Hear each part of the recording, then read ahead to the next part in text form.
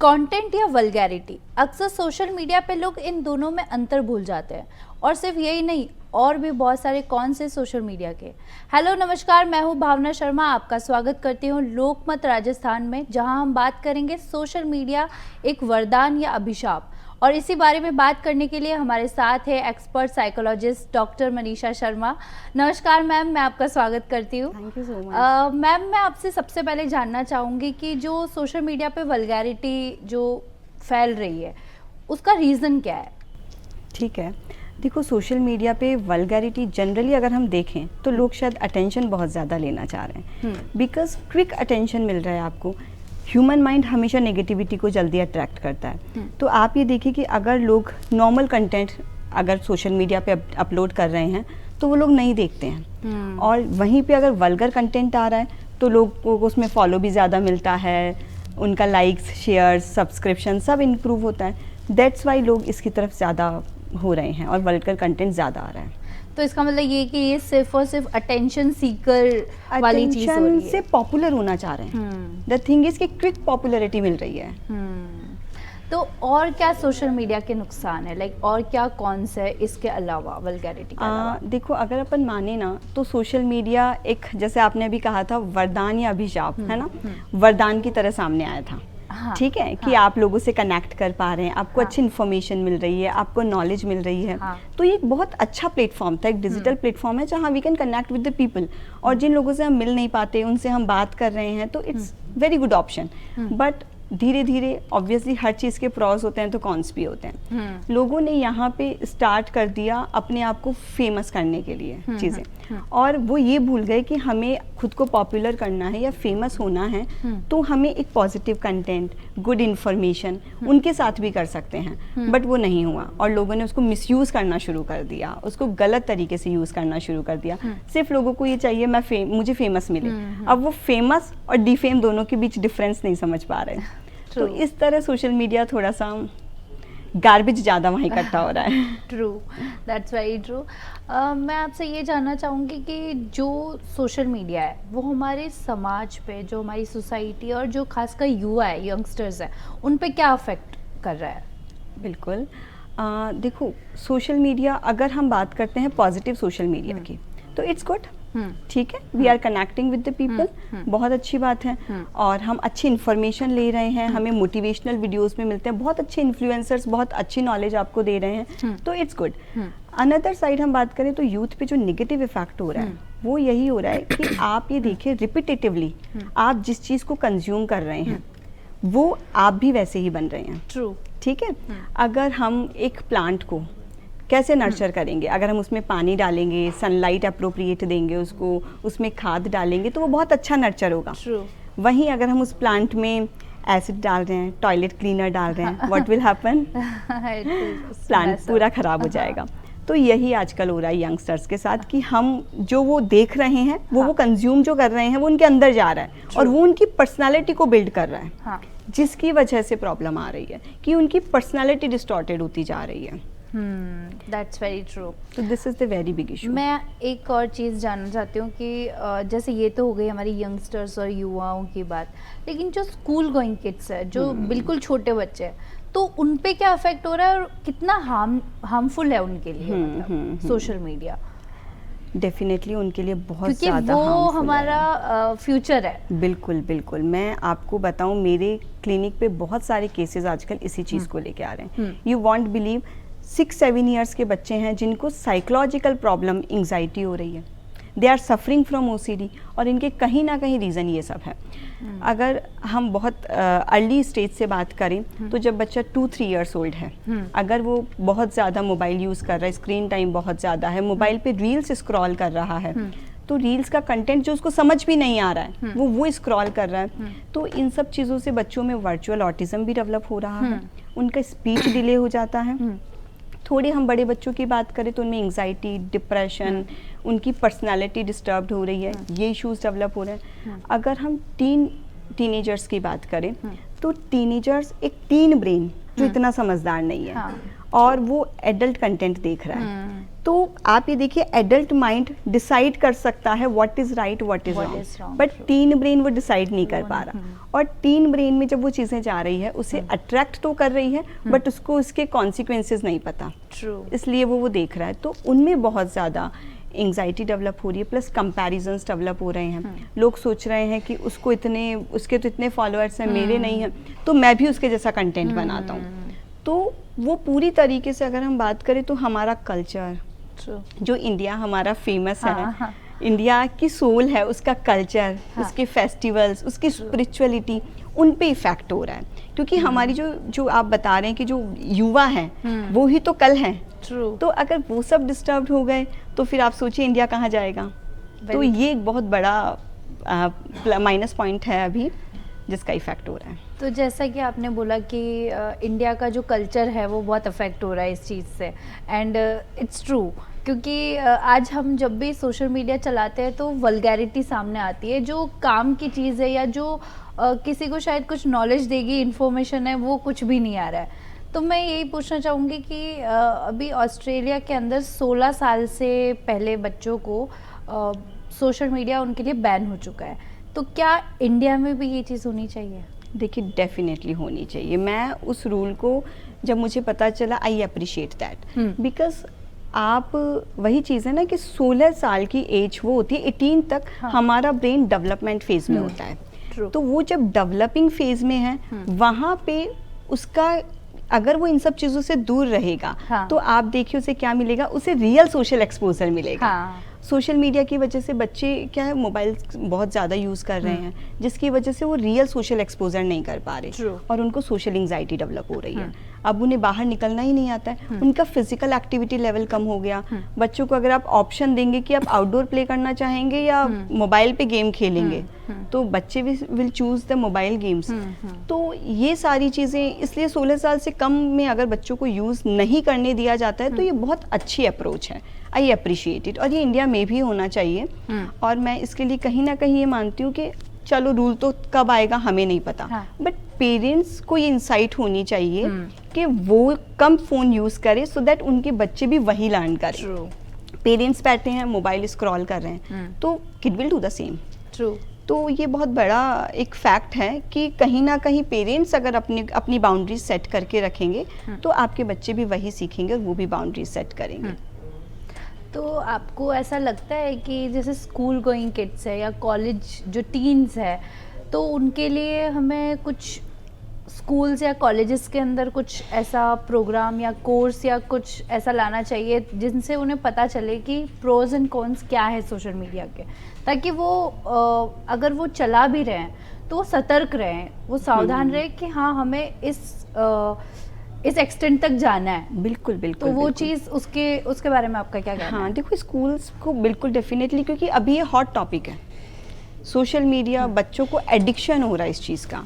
तो ये एक आपने बिल्कुल सही बात की कि स्कूल को ऐसे कैंपेन्स चलाने चाहिए, ऐसे कुछ सेमिनार्स कंडक्ट करने चाहिए जिनमें बच्चों को ये बताया जाए, क्योंकि उन बच्चों को जब समझाया जाएगा तभी दे विल लर्न। ऑटोमेटिकली उनके माइंड में नहीं आएगी ये इंसाइट कि हमें देखना है या नहीं देखना है। हम जब उन बच्चों को बताएंगे तो शायद वो इस चीज़ को समझेंगे कि सोशल मीडिया उन्हें किस तरह हार्म कर रहा है। प्लस स्कूल्स, जैसे आजकल स्कूल्स में मैंने बहुत सारे स्कूल्स को देखा है, डायरी बच्चों की एकदम एम्प्टी है, मोबाइल पे होमवर्क आ रहा है, व्हाट्सएप ग्रुप्स हैं, तो बच्चों को मोबाइल का एक्सपोजर तो स्कूल खुद करवा रहा है। सही है। और ये सामने आई है रिसर्च की, मोबाइल का एक्सपोजर जो कोविड में बच्चों को हुआ है उसकी वजह से बच्चों की रूट्स काफ़ी वीक हुई है। जो बच्चे उस टाइम बहुत ज़्यादा फ़ोन देखें, मेरे पास बहुत सारे केसेस आते हैं, पेरेंट्स बोलते हैं मैम ये 90 अबव लाती थी, बहुत इंटेलिजेंट थी, आफ्टर कोविड मैम इसके पास भी नहीं हो पा रही है। जब हम फाइंड आउट करते हैं कि बच्चा मोबाइल पे जब है तो वो क्लास नहीं ले रहा है, नीचे दूसरे स्क्रीन चालू है, ठीक है।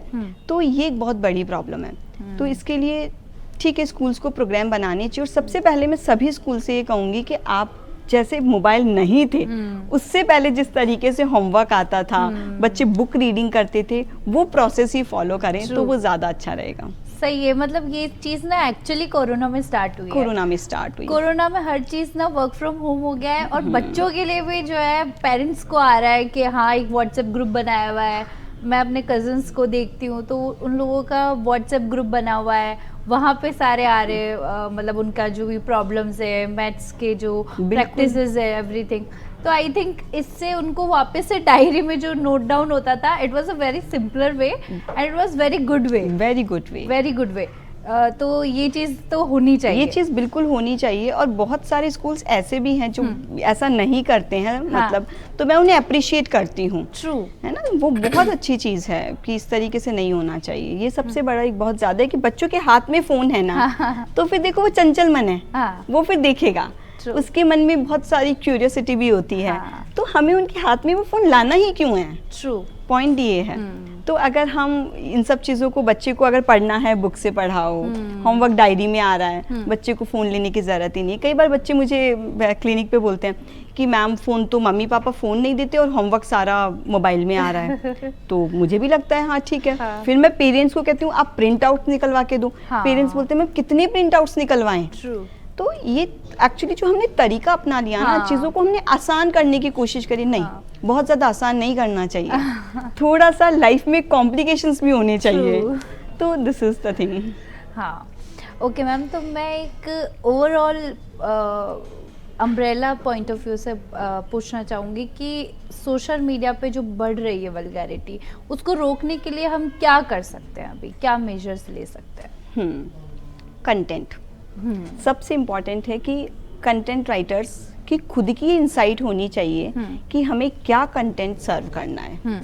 उन्हें देखो, सबसे बड़ी चीज़ क्या है, हम कितनी भी रूल्स बना लें, रेगुलेशंस बना लें, बट जब तक हम में इंसाइट नहीं है ना कि हम क्या सर्व कर रहे हैं, किस तरीके से कंज्यूम करना है चीज़ों को, तब तक सब बेकार है। तो फर्स्ट ऑफ ऑल एक पर्सन को खुद को डिसाइड करना है कि उसे क्या देना है। वो खुद अपने अंदर इतनी पॉजिटिविटी, इतना मोटिवेशन रखे कि वो पॉजिटिविटी ट्रांसफ़र करें। तो पहली चीज़ तो होगी कि कंटेंट, जो भी कंटेंट राइटर्स हैं या जो भी व्लॉग बनाते हैं, व्लॉग्स लिखते हैं, इन्फ्लुएंसर्स हैं, उनको खुद को ये समझ होनी चाहिए कि हम है ना जो सर्व कर रहे हैं वो सामने वाले के लिए कितना इम्पोर्टेंट है, ये देख करके वो सर्व करने स्टार्ट करें। बाउंड्रीज सेट करें, ठीक है, बाउंड्रीज सेट करनी बहुत ज़रूरी है कि किस तरीके की चीज़ें हों। प्लस कुछ इसमें लीगल सिस्टम भी हो सकता है कि कितने साल से छोटे बच्चे इस तरीके की चीज़ों को यूज़ नहीं करें, उसके लिए किस किस तरीके से रूल्स बना सकते हैं, ये भी हो सकता है। तो ये सारी चीज़ें हमें समझनी पड़ेगी। जैसा लोग बोलते हैं ना कि आप किसी को कुछ चीज बोल रहे हो तो वो सुन के देखो पहले कि आपको कैसा लगेगा। I think that is much more equivalent यहाँ पे, रेलेवेंट है यहाँ पे कि अगर आप किसी को कुछ बोल रहे हो और आप इतने बड़े मास पे बोल रहे हो, एक क्राउड पे बोल रहे हो आप, actually it's a crowd only, क्योंकि वहाँ पे आपको पता भी नहीं कि कितने लोग देख रहे हैं आपको, बहुत ज़्यादा एक बड़ा प्लेटफॉर्म है सोशल मीडिया। तो ये तो बहुत सही, ये बिल्कुल सही बात है। आप देखिए, आप रिपीटेटिव, आपको जिस चीज़ का एक्सपोजर होगा आप वैसे बन जाएंगे, ठीक है। हम बहुत बार देखते हैं, अगर आप रिपीटेटिवली कोई स्पिरिचुअल कंटेंट देख रहे हैं, आप में स्पिरिचुअलिटी डेवलप होगी, है ना, you will believe in God and you will feel that spirituality, right. और आप इनएप्रोप्रिएट कंटेंट रिपीटेडली देख रहे हैं, जितना रिपीटेशन होता है डिसेंसिटाइजेशन डेवलप होगा, आप उस चीज़ को लेकर के जो आपका नेगेटिव रिएक्शन था वो आएगा ही नहीं। प्लस आपको ये भी लगेगा, अगर ये चीज़ बहुत ज़्यादा रिपीट हो रही है, इट्स मीन इन ट्रेंड, ये ट्रेंड में है, ठीक है, ये कूल है, तो आपको लगेगा यार मुझे अपडेट रहना है। अब आप ये नहीं समझ पा रहे कि अपडेट होने का मतलब क्या है, क्योंकि हम जो देख रहे हैं हम उसके साथ अपडेट होना चाह रहे हैं, जिसकी वजह से फिर हम इनअप्रोप्रिएट कंटेंट देखते हैं।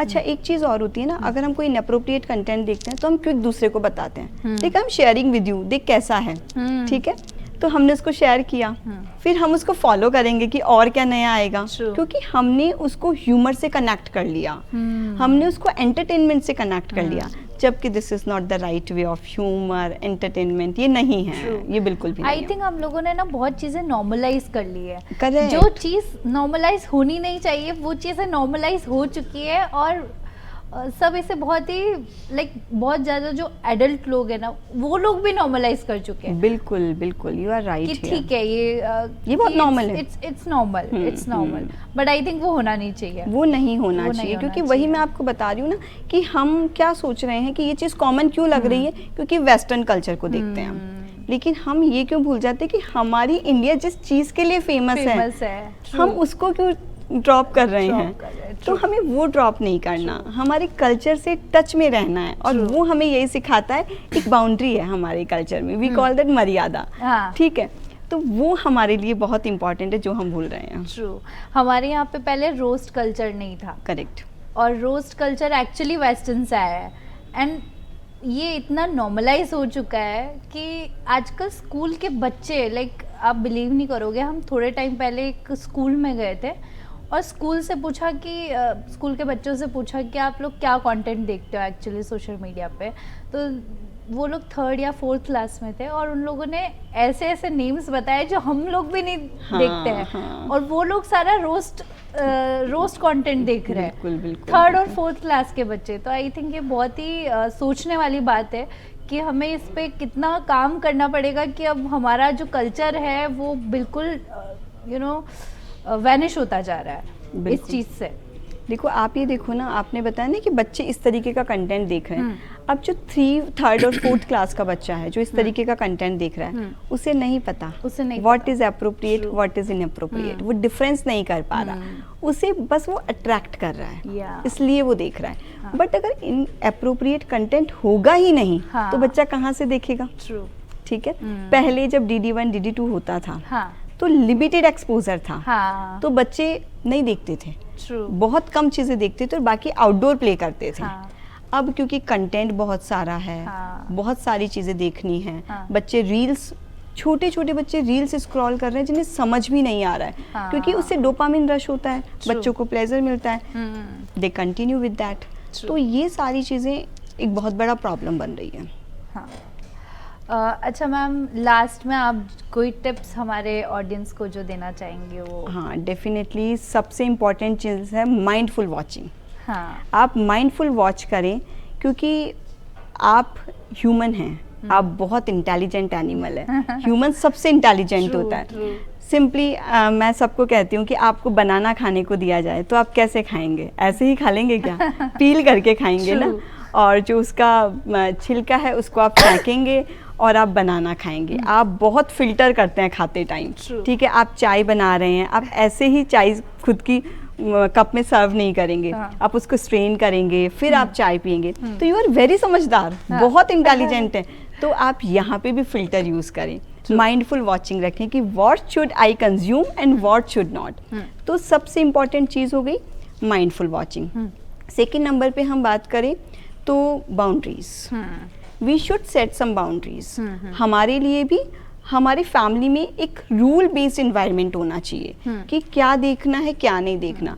जब पेरेंट्स भी वो फॉलो करेंगे, बच्चे भी सेम चीज़ फॉलो करेंगे, तो ऑब्वियसली ये डेवलपमेंट बच्चों का ख़राब नहीं होगा। और इसकी वजह से वरना बच्चों का psychological, physical, emotional, social development सब डैमेज हो रहा है। तो ये कुछ चीज़ें हैं जो ध्यान रखनी है हम लोगों को।